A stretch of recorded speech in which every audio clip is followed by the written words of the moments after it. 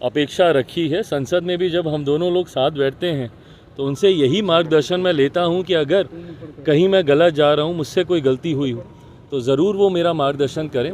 ऐसे में उनकी जितनी बातें हैं, कई बार मीडिया के माध्यम से उन बातों को प्रस्तुत ऐसा किया जाता है जैसे वो कठोर शब्द हैं, पर बड़ों के कठोर शब्द भी आशीर्वाद के समान होते हैं।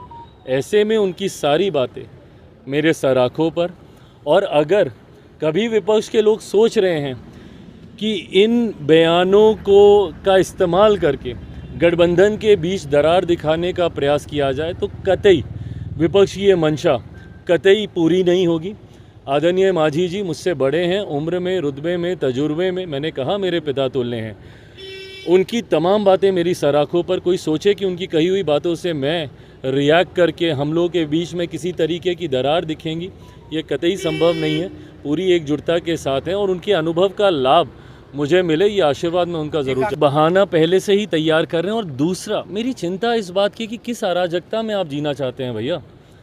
आपको किसी व्यवस्था पे आपको यकीन नहीं है, किसी कॉन्स्टिट्यूशनल पोस्ट को आप रिस्पेक्ट नहीं करते, किसी कॉन्स्टिट्यूशनल अथॉरिटी बॉडी को आप रिस्पेक्ट नहीं करते, किसी संगठन पे आपको विश्वास नहीं है, किसी व्यवस्था पे अगर आप विश्वास ही नहीं रखिएगा, आप हर व्यवस्था, हर ऑर्गेनाइजेशन को आप कहते हैं कि ये तो सरकार के पपेट बने हुए हैं, सरकार के पपेट बने हुए हैं, जबकि आपको याद होना चाहिए कि सबसे पहली बार सीबीआई किसी का तोता है, ये शब्द का इस्तेमाल यूपीए की सरकार के दौरान किया गया था।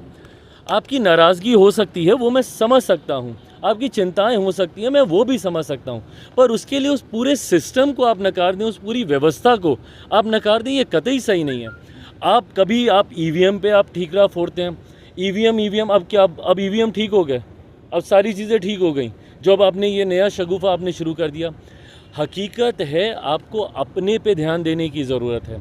अगर इसी तरीके से ठीकरा फोड़ने का कार्य अगर आप करते रहेंगे तो कभी विपक्ष मजबूती से वापस नहीं लौट पाएगा। इन सिस्टम्स पे, इन बॉडीज़ पे, इन अथॉरिटीज़ पे आपको विश्वास रखना होगा। इंडिया गठबंधन में सीट बंटवारा हो जाएगा भाई, समय रहते हो जाएगा। अभी समय है, चुनाव में अभी समय है, और हमेशा की तरह बहुत एमिकेबली एनडीए ने हमेशा से बहुत सहजता से सीटों का बंटवारा करने का कार्य किया। लोकसभा, विधानसभा, हर चुनाव में इस बार भी उतनी सहजता से। पार्टी समीक्षा सर्वेस करा रही है, समय समय पर मुझसे भी ये जानकारी साझा की जाती है, पर मुझे लगता है कि एक बार अंतिम जब पूरी तरीके से जब ये समीक्षा हो जाएगी, अंतिम फैसला पार्टी का केंद्रीय संसदीय बोर्ड लेगा, जब एक बार औपचारिक प्रस्ताव राज्य